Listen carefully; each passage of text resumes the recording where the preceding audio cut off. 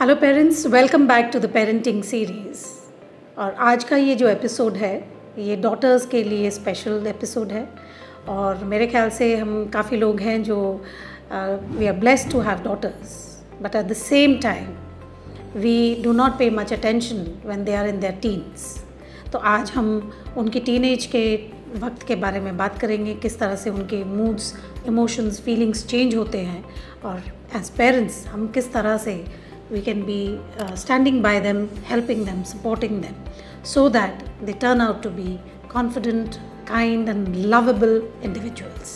तो आज जब मैं इस एपिसोड के बारे में सोच रही थी तो I was talking to someone और उन्होंने कहा कि मैम अधिकतर जो लड़कियां होती हैं वो काफ़ी छोटी एज से ही काफ़ी कॉम्प्रोमाइज़ करती हैं, काफ़ी सहन करती हैं और काफ़ी चीज़ों को मन ही में दबा के रख लेती हैं। And we were discussing that जब वो यंग एज में सहन करती हैं, चीज़ें नहीं शेयर करती हैं, अपनी प्रॉब्लम्स किसी को नहीं बता पाती हैं या कोई उनकी प्रॉब्लम्स को सॉल्व नहीं कर पाता है, तो throughout the life they are not able to handle those issues too well. So today's episode I'm just going to share a few tips, few strategies how we can support them and be there for them. As they step into their teenage, they have different and new emotional needs. And why this change in emotional needs? इसके 4 कारण हैं जो majorly notice करे गए हैं, काफ़ी researchers ने इन पे बात भी करी है। तो वो 4 कारण क्या है? So the first one is new hormones, friendship struggles, body changing and school pressures. The other 3 are quite common. Lot of times people talk about them, about the change of hormones, about school pressures, which is academics, could be achievements. Body changing बहुत ज़्यादा बात की गई है इसके ऊपर, but very less is spoken about friendship struggles. तो इस उम्र में बच्चों के लिए सबसे वैल्यूबल चीज़ जो होती है वो होती है फ्रेंडशिप्स.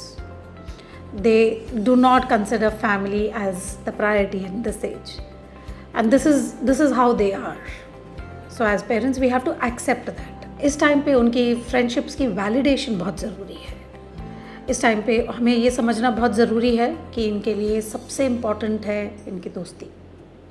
तो हम बहुत बार अक्सर बोल देते हैं कि तुम इस तरह से बिहेव कर रही हो, probably you don't have a good friend, या तुम ये हरकतें कर रही हो तो ज़रूर है कि तुम्हारी संगत अच्छी नहीं है. But as we make these kind of comments, our children they don't like it. So as parents, avoid doing that. And as our children are struggling between these 4 problems, a lot of times they come home and they are not in a good mood. So sometimes they might throw some tantrums or they might not want to talk. So don't join their chaos at that time. जब वो hyper है, let us not be hyper.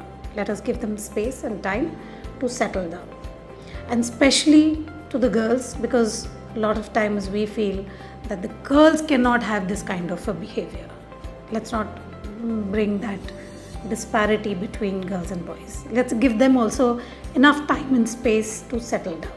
And sometimes they will even say that I hate you, I wish आप मेरी mummy नहीं होते, या I don't want you.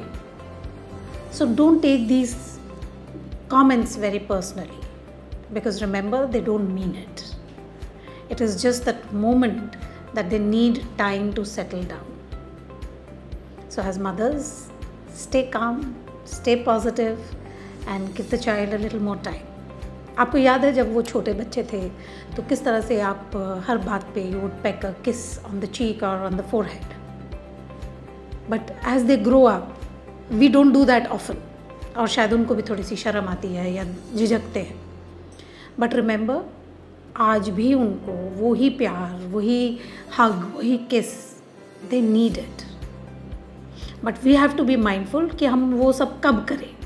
जब वो गुस्से में है, एब्सोल्युटली नॉट.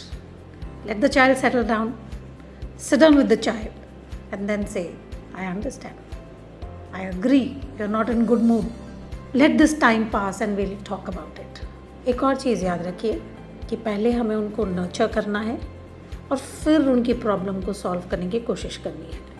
तो नर्चर का मतलब क्या हुआ कि हमें उन्हें काम डाउन करना है, हमें काम डाउन रहना है, उनको बोलने देना है जो वो बोलना चाहते हैं. Even if they want to cry, let them cry. Be there, be around. और फिर जब वो अपनी प्रॉब्लम्स को आपको बताए तो पहले सुनिए सारी बात. हमारी बहुत आदत होती है कि हम जल्दी से we want to give solutions. Hold on, उसको बताने दीजिए.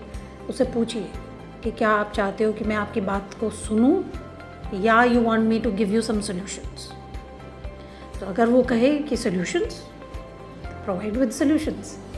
और अगर वो कहे कि नहीं सिर्फ सुनने के लिए, तो just listen to it, because that is a good step that at least they want to partner with you, they want you to be there. बहुत बार हमको ये भी बुरा लग जाता है कि हमसे सोल्यूशन नहीं मांग रही है. कोई बात नहीं, आएंगे, they will come around. But let us not provide that solution without they asking for it, because only when they will ask for it they will value it. And when they are going through this turmoil, this is the moment to teach them kindness and compassion to their behavior. उनको कहें don't be so harsh on yourself, it's okay. रोना भी, गुस्सा करना भी, सब कुछ okay है, ताकि उनको जब बड़े भी हों, because this is a skill again that we are teaching them, that how to handle your anger या how to handle when you are upset.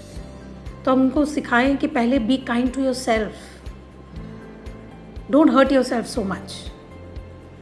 Because when they learn this, that I should not be so hard on myself, I should not hurt myself so much, then as they'll grow, they'll get better in it. And then they'll know that external things should not disturb my peace. And this is what the mothers of the teenager girls should do, is that stand by them, give them that hug, give them that love, give them that time. Happy parenting.